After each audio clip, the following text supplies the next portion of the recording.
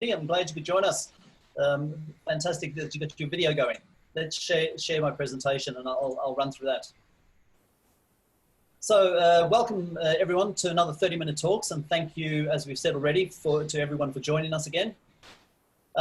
Today, as COVID-19 continues to plague the hospitality and tourism industry, and I guess societies and people around the world, I thought I'd share with you some of the innovative ways that restaurants and bars are finding in order to develop new sources of revenue or streamlining the business to increase profits and or to survive this period of the COVID-19 pandemic. Because I guess this, as we've said before, these are unprecedented times for everyone. So many of you are already aware of the impact that coronavirus is making on restaurants across the world and on the tourism industry across the world. And unfortunately, this crisis has in many countries once again put a stop on practically almost all dining services and almost all contacts in bars and across our tourism industry. So this has left restaurants dependent on providing alternative options like home delivery, takeaways, drive-throughs or curbside pickups, and there's a whole range of things and ideas that I'd like to run through today. I want to share several ways that I believe restaurants and bars are using, and I know some of the ideas that have been used in Australia, in an effort to try and help the restaurants and the hospitality and tourism industry in your areas, or for those of you that are working in the industry, to try and find a way to survive this pandemic and get through it. Before I start, Dr. Andy's already just mentioned, during the pandemic, it's important that no matter what I suggest to you today, the number one priority is always to keep your staff, your customers, and your contractors, and of course yourself safe. So it's important that the restaurants continue to display the COVID-safe signage, that they prepare enough hand sanitizers for restaurants and bar use and for customers' use, that you promote the use of the face masks wherever necessary, that you reorganize your seating and table plans to conform with the social distancing standards and the requirements that are required in your area or in your country, and that people that are using the tables and the equipment and the facilities of your restaurants and bars, that you clean those tables and chairs and you disinfect them between uses wherever possible. And of course, there's a need for some staff training that we've covered in previous 30-minute talks. And most importantly, one thing that we don't see being done very well at the moment is that you promote your commitment to safety and hygiene to all of your staff and customers. And you let them know that you're serious about the way that COVID-19 is taken in your restaurant or in your hospitality venue. So let me start with my top 12 tips about how to increase restaurant and bar revenues. They're not in any particular order because I guess every restaurant and bar is slightly different. Some of them might be already implementing some of these ideas and some may not be. So let's just work through some of the tips that may assist. So in tip number one today, I'm suggesting that if your restaurant hasn't already set up food delivery services, then this is something that they need to do. With revenue in the online food delivery projected to reach around $2.82 billion this year, and that has been recently revisited because of the COVID-19 impacts, there are two main streams for delivery to be considered. That's the restaurant to customer delivery and platform to customer delivery. So let's talk a little bit about restaurant to customer delivery. Organize and implement third-party food delivery services such as Deliveroo or Menulog or DoorDash or Grab or Uber Eats. And there are many, many different food delivery platforms or services. Taking one of the existing services is probably the easiest way to accomplish this task and probably the most timely and effective manner to put it in if you don't already offer it. There are many third-party providers that are also now offering promotions to help mitigate the restaurant's financial burden. So this can now make this setting up the service or food delivery service a much more feasible option. And in part of doing this, you need to consider not only your menu, but you also need to consider your packaging and your pricing. So there's a couple of things that the restaurant and the bar needs to do in deciding to do home deliveries. If you're going to use the second version of this, which is the platform to consumer delivery, and I guess who would have thought that since Pizza Hut launched the first ever pizza online order delivery or order system back in 1994, online food delivery has now become a multi-billion-dollar business. So the aggregator platforms like takeaway.com or Delivery Hero have expanded all over the world through the sale of reliable infrastructure solutions and a whole range of attractive commission rates for restaurants. But be aware that in the platform to consumer delivery space, Companies like Deliveroo, Uber Eats operate more intensive business models where they charge around 20% of the a percentage of revenue for whatever they deliver. And so it can also be quite an expensive option.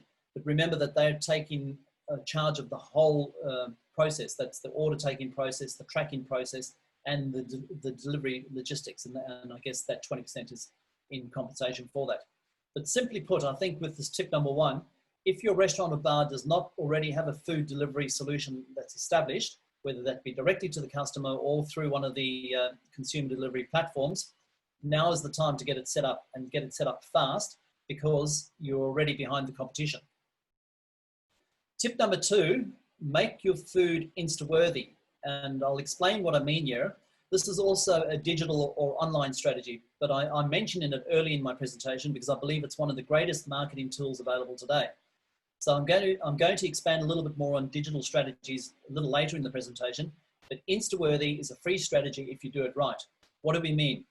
Many people, especially the millennials, go to restaurants nowadays just simply so they can photograph food. And I'm sure we've all sat in a restaurant where the person at the table or at one of the tables next to you is not even eating the food, photographing the food before they touch it. So if the restaurant takes good, beautiful, tasty pictures, and you can understand what I mean by a tasty picture, if you post these beautiful photos on your Instagram page, you can draw in this target market. So if you come up with something creative that is a unique dish to your restaurant, or some sort of dish that other restaurants haven't done yet, for example, we've got in this picture here squid ink burgers, or blue cheese pear and local honey cheese board, or something like that. Basically a signature dish or meal or drink that stands out from all of the others. Once you have this dish down to a fine art, photograph it, get an amazing photograph, and post it on your social media. Posting this photo on social, then run a competition to see if your customers can photograph it better than you, and then use these results to boost your social media presence and support your online blogs and any of your food write-ups. This can also be the dish that you promote for your home delivery if you really want to link the two together. Tip number three, offer takeaway, drive-through, curbside, or pickup options. There are a whole range of ways in which you can get your food out of the restaurant and to your customer. So takeaway is not a new concept, but I'm still surprised by the number of restaurants and bars that up until recently didn't offer takeaway, and in recent times have now been forced to offer takeaway just to keep their doors open. The key here is to design a takeaway friendly menu with your staff, preferably looking at all of the perishable goods that you order and using those goods in your menu items that you decide first. Make sure the food or drink is takeaway friendly. That means that it is packageable, that it's still, when you deliver it, it's still fresh, or when they pick it up, it's still fresh, and it tastes delicious when it arrives back at home. As Dr. Andy presented last week, take this opportunity to refine your menu and reduce the choices that you offer on your takeaway menu, and particularly the special takeaway menu that I'm referring to. Don't forget, you can also offer packages with food and drinks, like a bottle of wine with food in this option. For example, Chippendale Gin Bar in Sydney is offering a limited range of pre-mixed drive-through cocktails. You can now drive through, you can see the pictures of the way they're packaging those cocktails there in little glass bottles. Basically, you drive through, pick up a range of pre-bottled cocktails, take them home and sip them at your leisure. Obviously, be aware, don't drink and drive. Remember, try to use biodegradable materials in your packaging because most people will have cutlery at home, so there's some sort of cost saving in implementing a takeaway, drive-through, or curbside pickup facility. Tip number four, sell pre-sale vouchers or gift vouchers. Gift vouchers are not new, but there are a number of coffee shops or cafes in Australia in particular that are now pre-selling vouchers or coffee pre-sale vouchers to the value of around $50 odd. And what you get for that is you're pre-purchasing 10 cups of coffee. Obviously, this can be done manually on a paper-based or a card-based system that is used by coffee shops for years now, or it can be used in generic apps that are now available as well to obviously a whole range of hospitality businesses. You can set up the customized online system, or you can also use that system to track how many coffees you've ordered, and you can also send reminders to customers to remind them how many coffees they've got that remain. The voucher system is usually not redeemable for cash, So this ensures that existing customers come back to you to use the voucher, or that you gain new customers from anyone that purchases a voucher. And if they're sold as gift vouchers, then obviously this opens up a new range of potential customers. The pre-sale voucher does create an immediate revenue for the restaurant. So whilst you might not be giving them 10 coffees today, you're receiving $50 today, and you'll wear down on that voucher over a period of time. The voucher, in terms of thinking about it as a gift voucher, can of course also apply to selling food online and also dine-in experiences. The tip number 5, package and sell any specialty items that you make up in your restaurant bar. So anything that's a specialty for you. This is not a new concept in many of the coffee shops. And as we presented some weeks ago with Dr. Lee Sin Chen from National Kaohsiung University of Hospitality and Tourism, commercial coffee sales are down, but retail is up. And this might be a way of increasing sales for coffee through the retail avenues.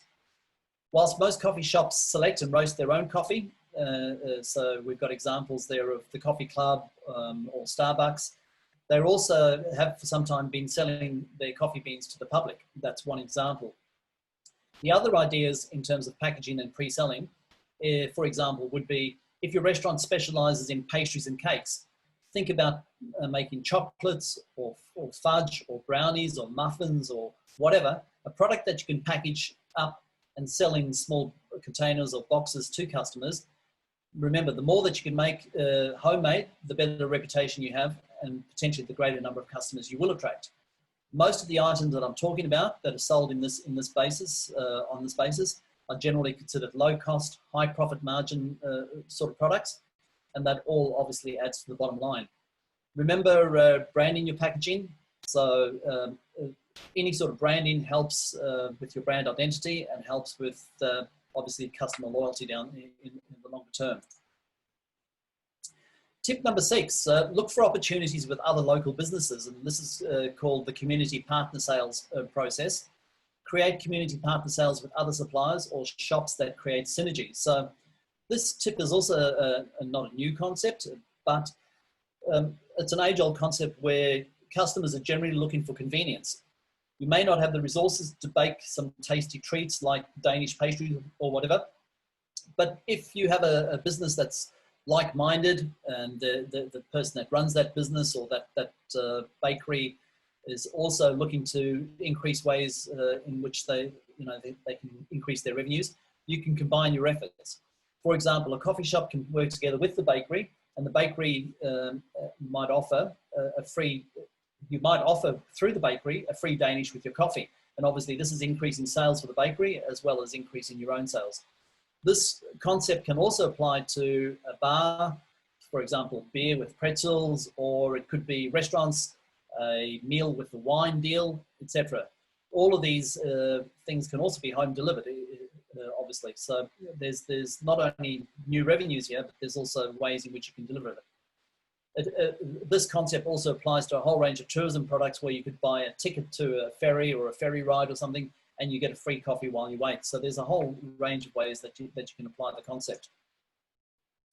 Tip number 7, if your restaurant doesn't already have merchandise, well, he has an opportunity to create and sell merchandise.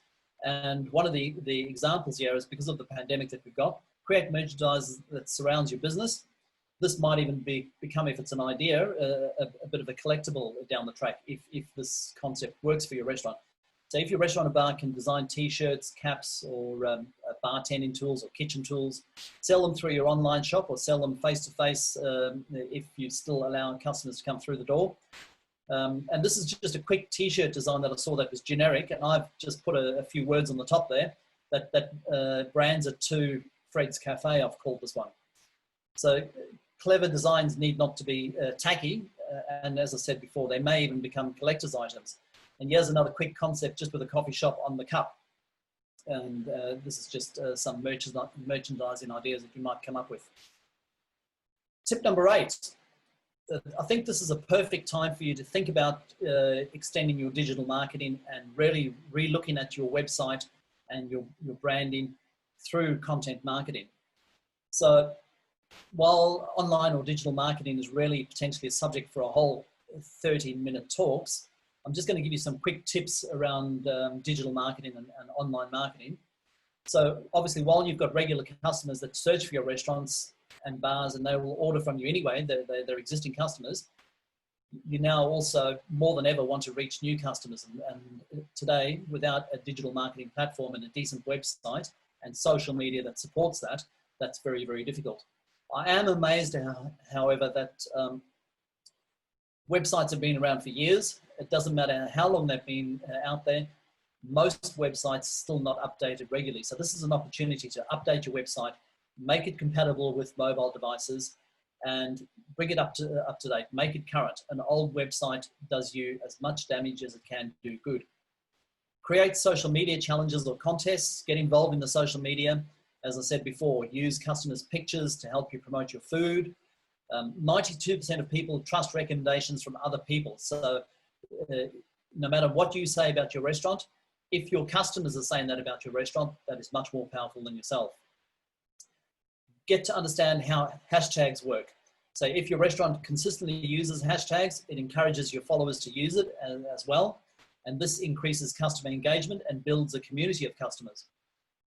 Focus importantly, and if I can suggest one thing to you, if you're going to choose only one of these things that I speak about in terms of the creative, then get hold of search engine optimization, the SEO.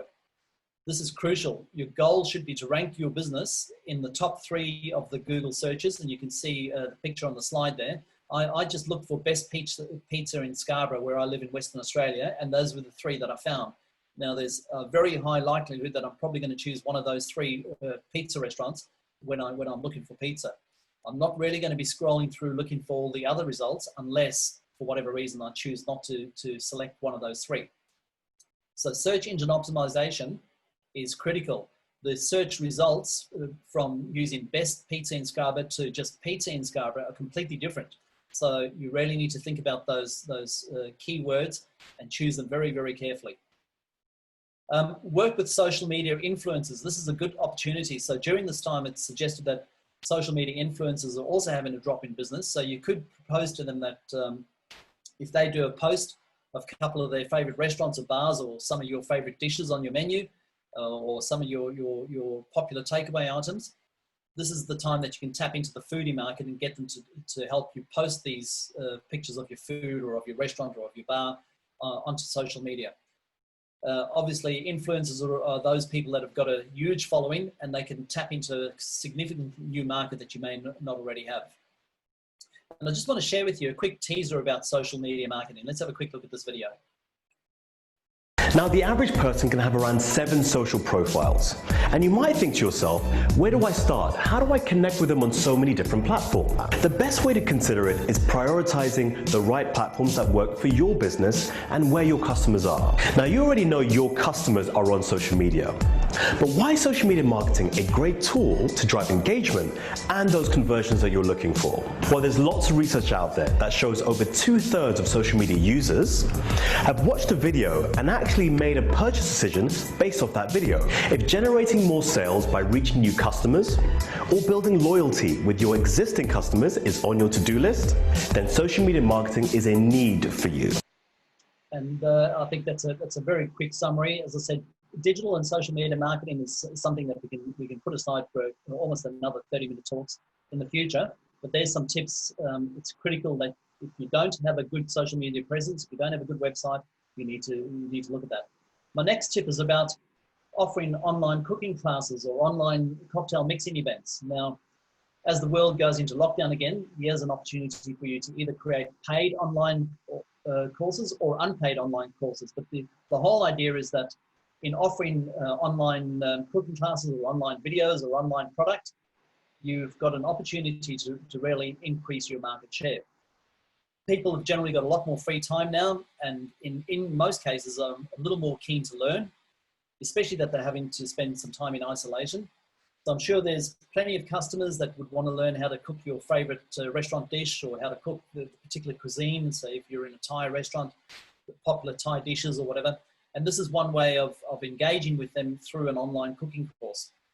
At the end of the day, all you are doing is creating new customers or increasing existing customer loyalty. This helps promote the venue and get many more people speaking about your brand. And at the end of the day, the more people speaking about the brand, the better it is for your business. Tip number 10, and there are plenty of restaurants that are saying struggling with cash flows and so on. Some of the restaurants that are really thinking this through and taking the opportunity, now offering clearance promotions. What this means is do a clearance sale, same as the retail outlets. Sell all of your slow-moving alcohol. So if you've got slow-moving wines, you've got slow-moving spirits, for example, put them through meal and wine deals, or price down the wines, or price down the cocktails if you're trying to sell off particular spirits. Obviously, you need to see if your licensing allows that, but there's ways in which you can get rid of the stock that's sitting there dead and convert that back into cash flow. I'm even hearing of restaurants that are selling furniture. So, lots of restaurants have got great, grand ideas when they first open up. They've set up an area that could be whatever. This picture here has got some beautiful green Art Deco seats, but not generally being used. And so restaurants are saying, well, I designed that to be a sit-down area. It's never really worked as a sit-down area. My guests normally stand up around the bar. So in this case, pulling the seats out, selling them on eBay or on Marketplace or whatever, and converting even hardware into cash, which is helping the restaurant in terms of paying its bills. And I guess there's another added element to that. You can also check with your larger suppliers and see if they can extend payment terms through this process. So it helps in terms of cash flow. Tip number 11 is relating to human resources. And as we know, human resources is one of the more substantive costs of running a restaurant or a bar. So look at what human resource talents you've got and leverage them as best as possible. So restaurants are currently combining their teams from the bar and the cafe, for example. So you might find that, and I know there's an example of a cafe that's not far from where I live again, where they had a very skilled barista working as a waiter. And in the end, they found out that this person had those skills, and all of a sudden their coffee presentations have improved dramatically just by simply moving the person from the waiting area into the bar area where their coffee machine was located. And they've got a fully qualified barista who's making fantastic coffees at the moment. And I guess that's come out of a conversation in just the management of the restaurant, not knowing what skills some of their staff have. You might also find, for example, that you've got bartenders that have worked in kitchens before, worked as kitchen hands, happy to do chopping duties with the chef, happy to clean pots and pans. And it's just a way to keep staff engaged and indeed keep them employed through this period. Because whilst customers are down, revenues are down, and obviously costs are up. So revenues is what you're looking for. You might even discover some hidden talents in addition to that. So there's also examples of, the younger millennials that are employed in restaurants and bars. Everybody's carrying a decent phone now that's got a decent camera. Get them to help take photographs of the food, get them to help take photographs of the coffee, of the wines or whatever, and help you increase your online presence, linking back to what we said before, improving your digital presence, improving your social media presence, and obviously increasing your branding. Tip 12, and my final tip for today is really picks up nicely on something that Perry mentioned in the startup of today's presentation. Stay positive. It's not always about making money and saving costs. Everyone has a little bit more time on their hands. Try and do something for the community and for the industry at large. A number of restaurants in Australia and around the world have now volunteered their time and their resources to help local community in need. And you might volunteer your restaurant for similar community-based programs. Spend the time repositioning your product and your services and be ready to bounce back when all returns to normal. If things are really, really bad, then look to government support programs to assist in the cases of severe financial hardship. And I know in Australia there's business support programs, there's staff support programs that are all available. So you might also want to look at that. Finally, I hope that I've outlined a few of the ideas that restaurants and bar industry are using not only to get through the pandemic, but that may also help in streamlining the business and may even help improve your revenues post COVID-19, and let's hope that post COVID-19 comes around sooner than later. Most importantly, help out your neighbours and your hospitality friends. lend a hand whenever needed, and share the best practices with the whole industry. We're all in this together. Thank you for your time, everybody. Very good, Alan. That's so Yes. great points there. So a round of applause for Alan for telling the restaurants and bars what to do to increase their revenues. Thank you very much. Thank you. I know there's quite a few ideas there, but I'm sure there's some talking points. I haven't had time to look at the Q&A, but yes, I know there's quite a few ideas there. Thank you. Yeah, look, challenging times, as you mentioned there, Alan, for the industry. And I know in different parts of the world, the industry is having to respond differently. It's been confusing. I think last week, restaurants in Hong Kong were suddenly told they couldn't have any diners in the evening. Then the government changed the rules, and it's been back and forth with seating arrangements, whether you're indoor, outdoor, etc. So it's been pretty tough. In the UK, to try and help the industry, the government's giving money out to people to go out to eat. Actually, there's a tax incentive, £10 being given out. So different around the world, we're seeing different things happen to the industry and different ways of responding to their situation.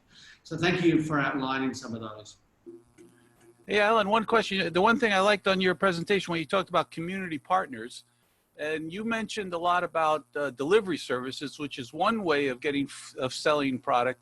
But what about pickup? Because I think if you had community partners sharing one pickup location, then people could stop in one place and get something from the bakery and get something maybe from the vegetable guy and from the restaurant. So combine, communities need to work together. Any ideas on that? Yeah, absolutely, Andy, and thanks for the question. I think you're absolutely right. I mean, there's examples in Australia of shopping centres really, putting together programs that support pretty well all of their retailers and are offering exactly that. So they've set up a central point where people can drive past and pick up whatever they've shopped. It's taking a bit of organisation. I know, for example, IKEA have set up a pickup point, which is exactly that. People doing their online shopping. And that extends not only their product, but as you know, IKEA in Australia has certainly got an attached restaurant or a takeaway area, so you can get not only the goods and services that you're buying through the factory floor, but also in terms of their food and beverage outlets. So yeah, pickup points and the whole involvement is something that can certainly contribute. Actually, the one you talked about social media. So what can because the key to becoming popular on social media is doing something that's viral. So what can a restaurant do, or what can a pickup place do, or delivery place? They got to do something so unique that people talk about. Isn't that one of the keys for social media?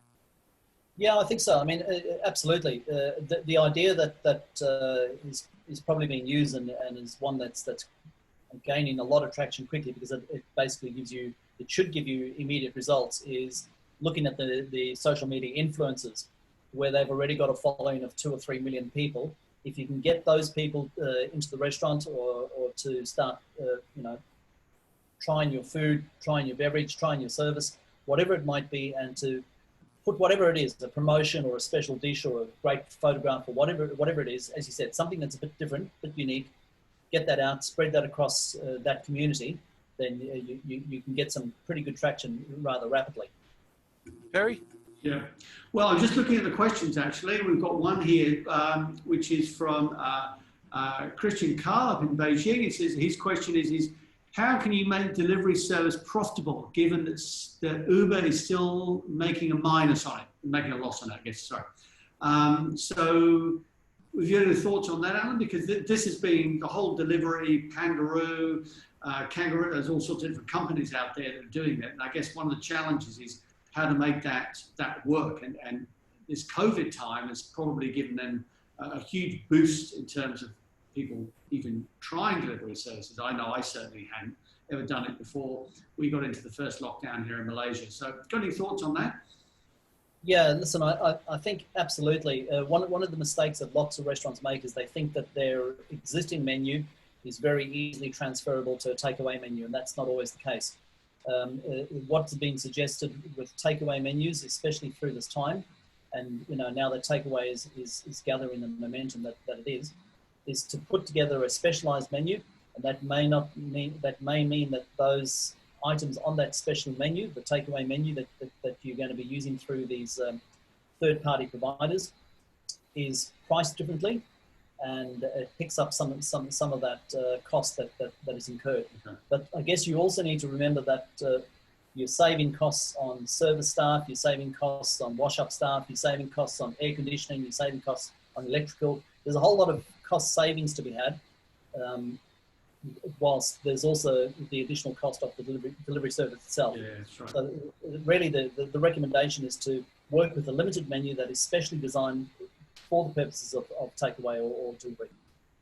Yeah, because it seems to me some items actually work much better in takeaway. My daughter, for example, loves to get his burger and fries delivered, but the fries are always just are soggy by the time we get to them. You know, to me, it's just like, that's not a great thing to order. Whereas some of the other food that we've had, particularly some of our Asian takeaway food here, actually comes out, you know, just as good as you'd have it in a restaurant, dare I say. So there seems to be that issue of, you know, just the costing, but how good the food is for that. And many years ago, I worked in cook freeze and cook chill facilities, and there's certain foods it just doesn't work, and you know, you're on a bit of a beating if you try and go down that path with them, even though they might be popular with customers. You know, you mentioned the online cooking classes, Alan. One idea would be, even though, you know, when you pick up food, it's already cooked, and as Perry was saying, by the time you get it home, it's not cold anymore. Another thing that I've seen popular is where people actually package all the ingredients for the item with instructions, and you take it home and cook it yourself. So that's another, especially people who have long commutes or long waits, especially now with the mass transportation, even in the Manila, has been shut down for 2 weeks. So it takes longer to get home. It might be an idea to package the ingredients and let people cook it at home. Yes, yeah. That concept is being used, and it's a really good observation that you're making there, Andy. That is that part of that you know, increasing your branding through online courses or whatever, is the concept of, they call them ice packs. So preparing all the ingredients into takeaway packs that's raw ingredients, delivering that to the home. And if to get involved in this online course, you need to receive one of those packs. That means you've got all the ingredients. You're not going to be running around saying, I don't have the fish sauce, I don't have this, I don't have that. You've got everything there, and you basically work through the video or through this online presentation. The other concept that I've put in there is that, and this might be interesting given that I know we've got quite a number of faculty that join us, is that working with restaurants, and this gives you an opportunity to involve your students, is not all restaurants have got the facilities, as in their kitchens are too small or their restaurants are too small to actually do this online cooking concept properly. So you might want to work with restaurants in allowing them to use your university or your college facilities, let them film, let them use your kitchens, let them use your students to help. That gives your students experience, that gives your students some time working with live chefs, which is combating this work experience component. And that's also a partnering arrangement with the industry that helps brand your restaurant a little more. Actually, if you look at you know, a lot of restaurants don't have the kitchen staff to prepare everything. Some schools have in the past been the source of sliced carrots or diced potatoes. In other words, they have all their students prepare it, they package it, and they say, if you need sliced carrots or sliced vegetables, these are the vegetables we have, and they distribute that to the restaurant to make it easier for everyone, but also to give the students an opportunity to practice their culinary skills. So, and if you cut 1,000 carrots a day, you get pretty good at using that knife. And the same concept could actually be done with that community partnership, where even if you have a household, you know, a housewife, a student, someone who's locked up at home can provide those same services for their local restaurant. So some good ideas to come from that community partnership idea you brought up. Now, we've also got quite a few questions in there about digital marketing, and I know that's something, Alan, that you might like to talk about later, but there's a few questions in here about whether people can get digital marketing courses or a masterclass. Some people have responded here saying that Google offers some things. I don't know if you've got any thoughts about anything that you come across online that's particularly useful. Yeah, I think the digital marketing space, Perry, and that's why I mentioned in the presentation today, it opens up another can of worms. But yeah, Yep. everybody's right. There's a whole range of ways in which you can increase your skills and your knowledge in the digital marketing space. There's short courses, there's long courses. You can do undergraduate programs, you can do master's programs. It really depends on to what level you want to increase your knowledge in the digital marketing / social media space. I, I think down the track, as I said today, it could be another topic. Let's maybe look at that as another topic. I think all three of us can contribute significantly to the topic itself. But all I can suggest at the moment is have a good look out there. If you really want to increase your skills in the digital marketing space, there's some really, really good resources through YouTube. There's some really good resources through institutional studies. Choose something that suits you, your availability, your time, your budget, because it is quite an area that has the need of special expertise. Well, as far as I'm concerned, I asked a class on tourism and restaurants and bars taught by Mr. Alan Williams. This is a Okay. All right. Well, I'm just seeing Luca's comments, realizing the time. And so, Alan, I think it's been a great insight into some of those issues that have come up. And thanks very much for you putting that together for this week's show. Fantastic. It's my pleasure, and I've seen some of the comments here. Thank you very much to everybody that's given some very positive comments. I hope that gives you some ideas. It's how long is a piece of string? There's many more ideas than those there, but I chose 12 that I think are worthwhile mentioning, and 12 that I know, speaking to various restaurateurs, various people that work in the hospitality industry here in Australia, some of the ideas that they're using, as Perry mentioned, there's plenty of other ideas that the UK government is initiating, I'm sure the Hong Kong government, and so on. So thank you for that. So Perry, would you like to thank our academic partners for today? Sure. Look, really important for us to have the institutions that support us having started this initiative. So a big thank you to our friends at Lyceum Philippines University, LPU, to the School of Travel Industry Management at the University of Hawaii at Manoa, to my colleagues at Sunway University, to our friends and colleagues at National Kaohsiung University of Hospitality and Tourism in Taiwan, as well as to the Hospitality and Tourism Educators Association in Macau, SAR China, as well as to the University of St. Thomas in Manila, and to Heli in Australia.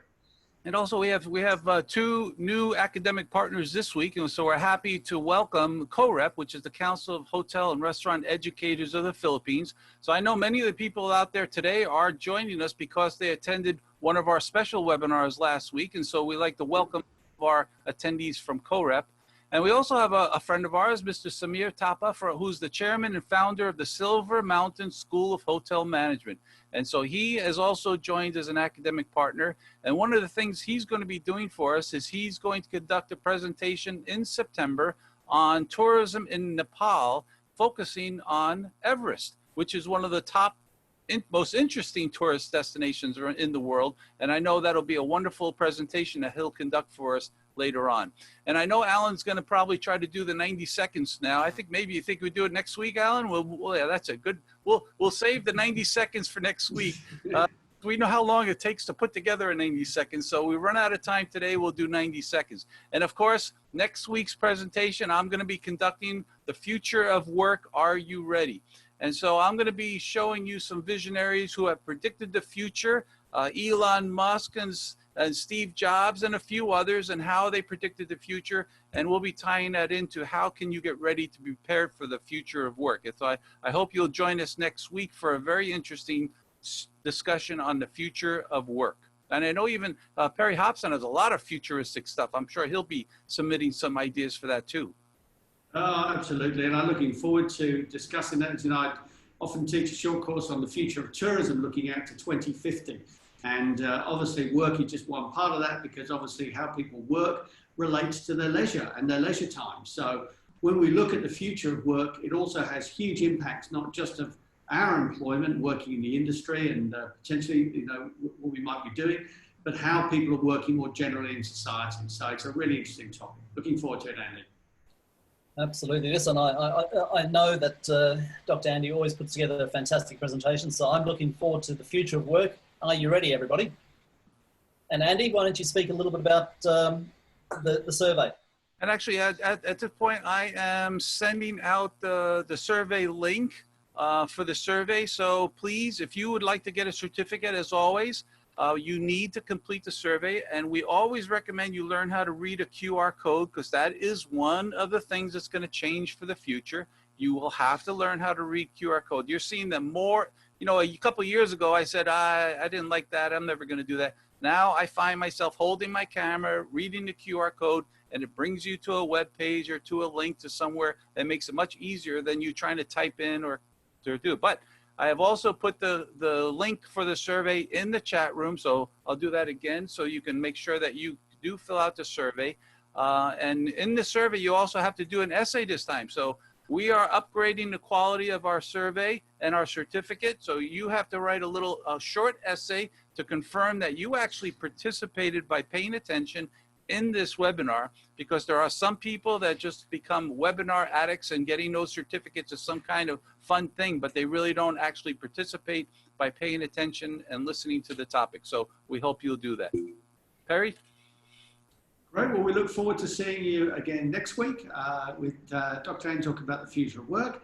We hope you found today's discussion about ideas for restaurants interesting and engaging. Thank you again so much for your comments. And whether you're educators or students, keep those ideas and comments coming. We really do appreciate the feedback that you give us as we keep doing those. And if you've got particular topics that you also think you'd like to see us challenge, do let us know. We look forward to that. So again, thanks very much for joining us again this week for another 30 Minutes Talks. And thank you, everybody, for joining this week. And we'll let Alan Williams close it this week. And we'll look forward to seeing you next week on 30-Minute Talks. That's it. Thanks again, everybody, once again for joining 30-Minute Talks. And to the students, remember a whole range of skills, upskill, cross-skill, multi-skill is really the secret now, and help your restaurants, bars, help your employers, help the industry survive through this time. And we look forward to seeing you next week. Thank you for joining us, and until next week, goodbye, everybody.